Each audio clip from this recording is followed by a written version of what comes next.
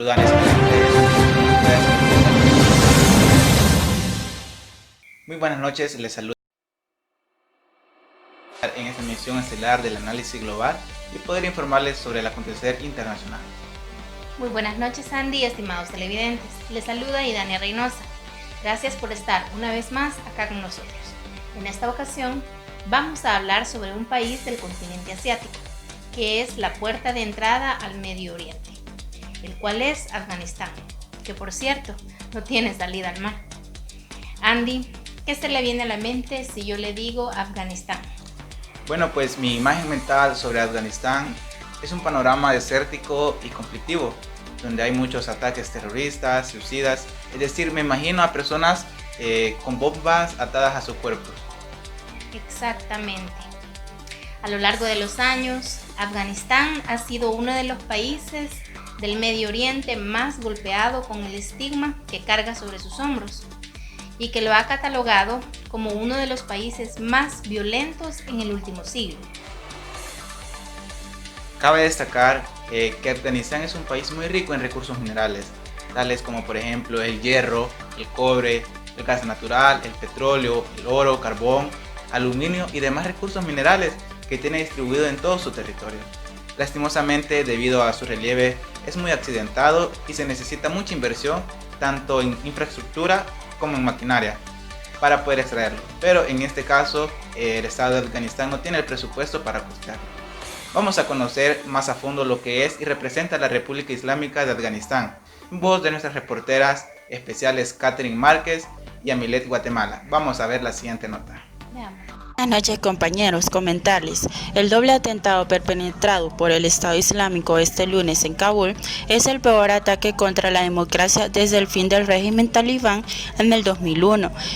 En un doble ataque suicida, 29 personas murieron, 9 de ellas periodistas. No es el único atentado que ha cometido el Estado Islámico este año en Afganistán y tampoco es el peor. El 22 de abril, 69 personas murieron por un ataque suicida en las oficinas de registro de votación en Kabul. El 22 de marzo, 33 fallecieron en un ataque a un templo chiita en la misma ciudad. Pese a estos ataques, el gobierno afgano y las fuerzas estadounidenses, quienes le ayudan a combatir al grupo terrorista, consideran que el Estado Islámico está totalmente minimizada en el país. Isolated from external support, they are running out of weapons, supplies and fighters.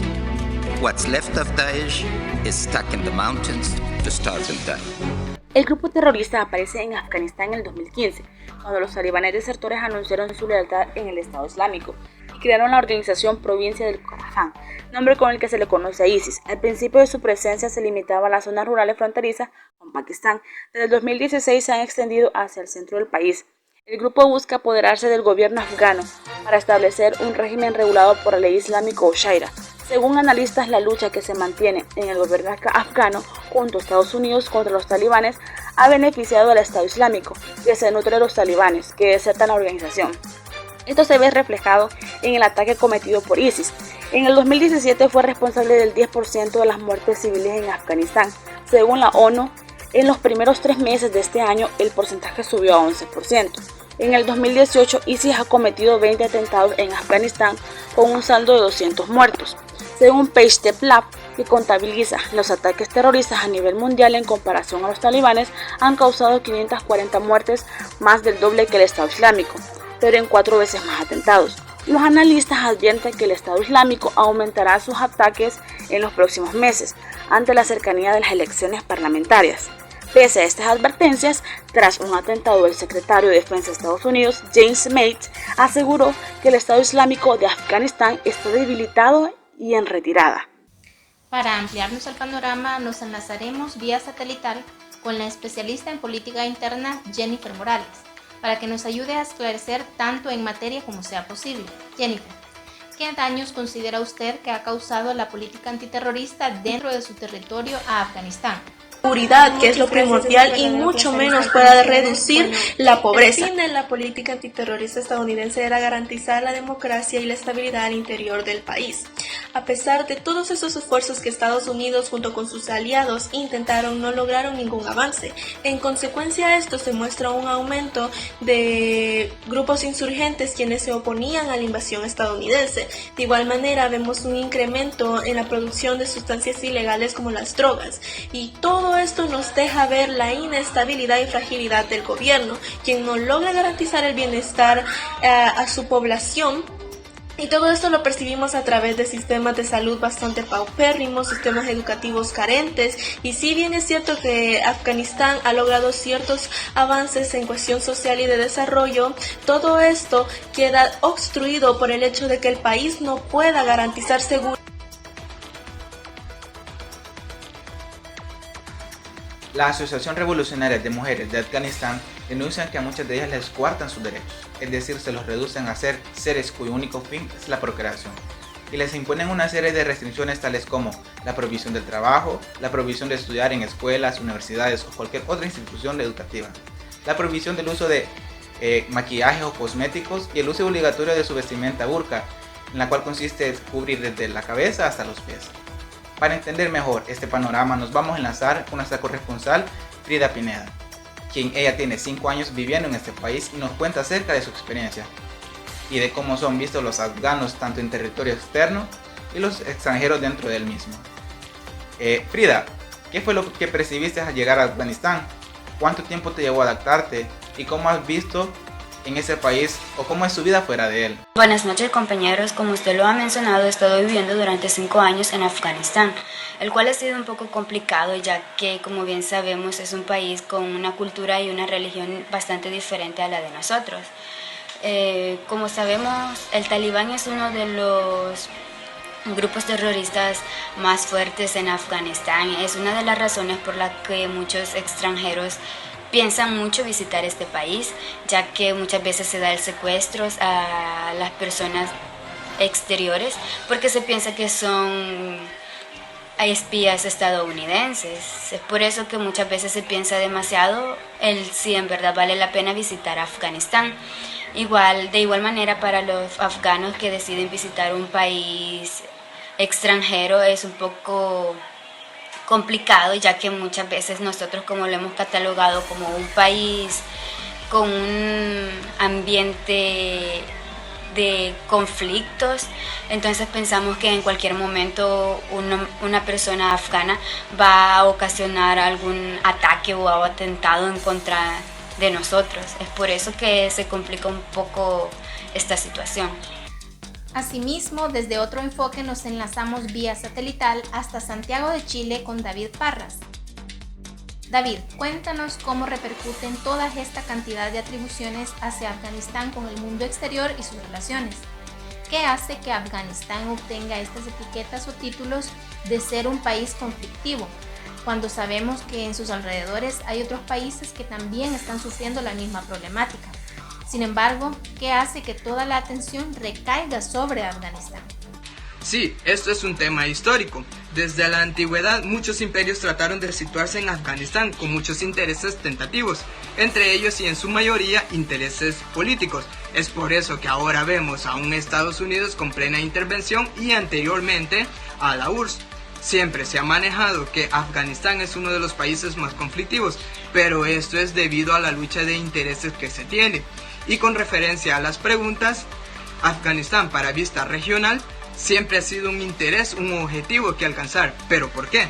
Se dice que por el tema de la lucha contra el terrorismo y la corrupción, pero realmente sabemos que el país es rico en recursos naturales y minerales, como el potencial que tiene sobre el tema del agua, que para los países limítrofes esto es una carencia, y además por su ubicación geográfica, el Estado tiene una vista plena hacia Medio Oriente y Asia, lo cual es un punto exacto para seguir ejerciendo dominio por parte de las potencias. Es por eso que Afganistán, para nivel internacional, ahora se cataloga como un objetivo político que alcanzar, y sobre todo para Estados Unidos, ya que es un punto estratégico y económico, pues como anteriormente dije, por su ubicación geográfica, Afganistán sería un claro ejemplo para una estrategia militar, sería un punto exacto para ejercer ahí una base militar. Y termino con esto. Siempre los objetivos se van a centrar en observar y frenar tanto el crecimiento económico como el político y sobre todo el militar de toda la región. Hasta la fecha se encuentra inmerso en un sistema catalogado como sistema polar flexible, ya que se encuentra en una relación tensa a un periodo de distensión tanto interna como externa.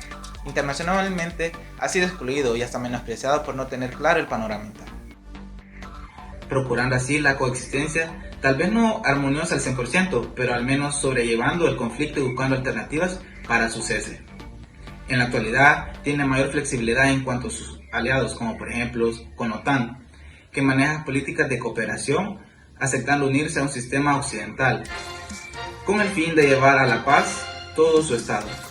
Para obtener un panorama acertado tenemos con nosotros al analista internacional que nos va a dar una visión y un diagnóstico de estado.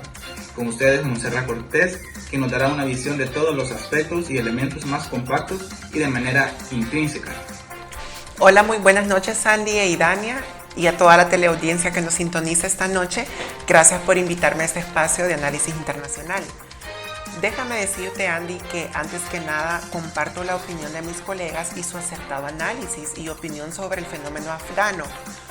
Yo lo llamo fenómeno porque encierra toda una amalgama de situaciones que poco a poco han ido forjando el concepto de impredecibilidad que el Estado de Afganistán ha generado desde casi la creación del Estado como tal. Diversos conflictos étnicos se han producido en lo que hoy se conoce como Afganistán y entre los de mayor alcance bélico tenemos la Revolución Saur en 1978, que fue una revolución comunista como cualquier otra, con la diferencia que esta no surgió del pueblo, sino del Partido Democrático Popular de Afganistán, en contra del expresidente Mohamed Dudkham, en donde por un lado tuvimos influencias marxistas y por el otro leninistas. También el hostigamiento del fundamentalismo islámico que provocó la intervención del Ejército Rojo que volcó su apoyo hacia el gobierno. Y la guerrilla que terminó recibiendo apoyo de Estados Unidos, Pakistán y Arabia Saudí. En fin, su historia ha estado llena de conflictos que se han ido desarrollando hasta nuestros días. Ya para 1996 vemos un grupo de insurrectos organizarse, conocidos como los talibanes, que impusieron un régimen basado en la Sharia, los cuales en 2001 Estados Unidos derrocó apoyado por una coalición internacional. Esto como reacción casi automática por parte de Estados Unidos por el atentado terrorista del 11 de septiembre en el Pentágono y en el World Trade Center en Nueva York, en el cual vemos que Estados Unidos cambia su política exterior en cuanto a países del Medio Oriente, especialmente hacia Afganistán. Esto en línea de una política de persecución y caza al grupo de Al-Qaeda financiado por los talibanes. Pero si bien es cierto, el gobierno elegido democráticamente allá por el 2005 por los afganos no ha logrado concebir o alcanzar tal anhelada paz, se ha dejado adoctrinar por políticas e influencias externas que los atan a Occidente. Esto nos hace llegar a la conclusión que Afganistán no tiene una postura firme ante el sistema internacional y sigue siendo una pieza de ajedrez que la manipulan a su antojo las grandes potencias mundiales.